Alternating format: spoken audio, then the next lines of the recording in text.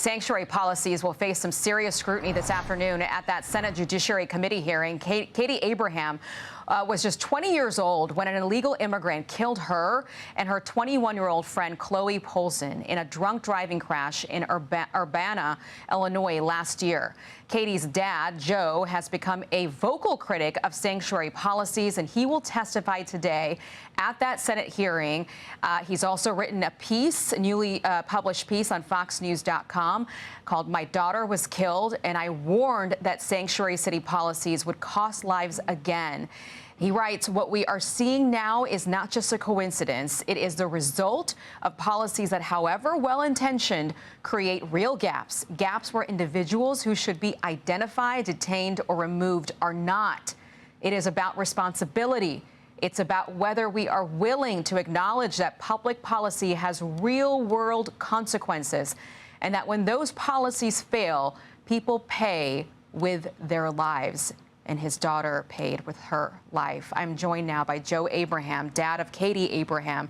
Also with me is Congresswoman Mary Miller, Republican of Illinois, outspoken critic of the sanctuary policies put in place by the Democrats in that state. Joe, Katie died more than a year ago. You were already supposed to testify at this hearing, and now all these memories are coming back up because of what happened to Sheridan Gorman.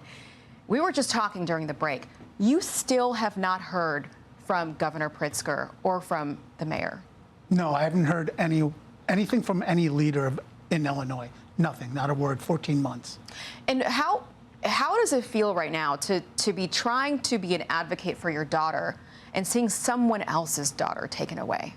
This is what I was talking about. This is what I wanted to stop. And I just knew it was going to happen again, unfortunately.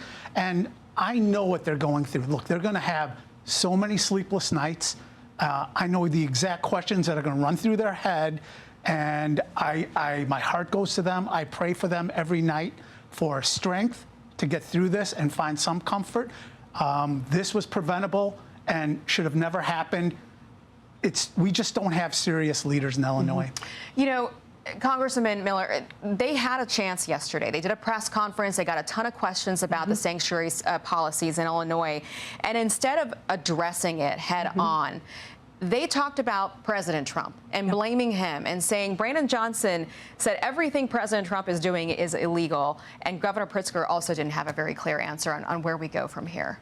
But the facts are that Joe Biden and the Democrats opened the border and facilitated the invasion, and now governors like Pritzker are sending out the welcome mat by being sanctuary states. And it's putting the people, the citizens that live in Illinois in grave danger from, obviously, crime. But the other thing I want to highlight is this murderer and Katie Abraham's murderer both came over the border from third world countries with serious diseases. Katie's murderer had full-blown AIDS, and this murderer of Sheridan Gorman, he has tuberculosis. And in fact, he didn't show up to his hearing because he's being treated for tuberculosis. And we should be outraged at the danger, both from the crime and from the diseases that these people have brought in. Pritzker spent $3 billion on illegals. And it's just so outrageous, and they have no one to blame but themselves. President Trump has secured the border. He's doing everything, fighting to let ICE deport these people. This is what the DHS funding is all about. They don't want these people deported. They were brought here for votes so that they can retain their power. Well, some of them want ICE defunded completely, let alone not even funded.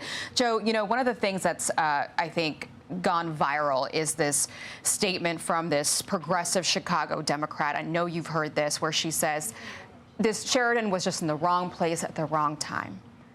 What does that feel like as a parent who has lost their entire world? I can't imagine. I'm not a mom. You're a dad. You've gone through this. What does that feel like when someone reduces this to wrong place, wrong time? Well, that statement alone, look, it's an indictment of her own leadership. Right? Can you imagine you are running a state or a city or you're an alderman somewhere, and you say, look, it's a wrong place, a wrong time. It should never, for a citizen, tax-paying, law-abiding citizen, ever be a situation where I'm in the wrong place at the wrong time. It is not the streets are not owned by the criminals or any illegal migrants.